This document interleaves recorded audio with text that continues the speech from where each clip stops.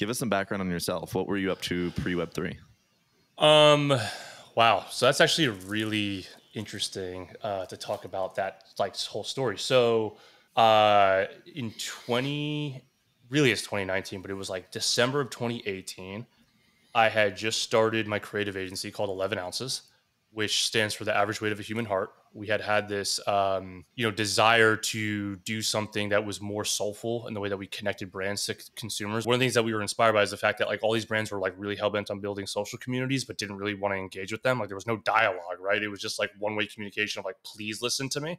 So like our whole philosophy was like, well, if we start to listen to the people and rally communities around these brands, we'll develop creative with your core consumer that'll ultimately be better than what anybody could ever create because these people love your product and your brand anyway, right? So like that was like our whole like positioning. And we did, I think it was like a year of work. And then the pandemic hit. You know, you look at these world circumstances and you're like, holy shit, like I'm working so hard, but it doesn't really matter right now, does it? Because whatever you think matters has to be put on hold because there's all these other circumstances. So, you know, long story short, we fought through that and actually became a way better business throughout it all. And the two best parts about it were, and I only tell this story to some people in terms of how I became affiliated with Superfly.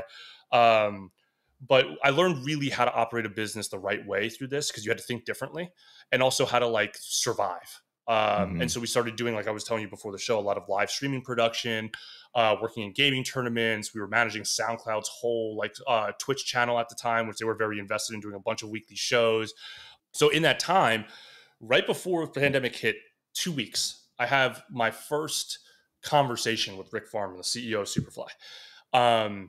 We get introduced to him because they're working on a new exploratory project for Superfly. Someone who I used to work with when I was head of brand for basketball at Under Armour was like, oh, you got to talk to Corey. Him and his partners are really good in this field, blah, blah, blah. We have one conversation where like we're literally just riffing on like a, WebEx. I was like, okay, cool, great. Like, I've been to Bonnaroo, love Superfly. I went to school in Tennessee, so I'm familiar with you guys. End the call, pandemic hits. I'm like, oh, the thing we were talking about, because it was experiential based, like not going to happen now. So like, we'll just go on our merry way.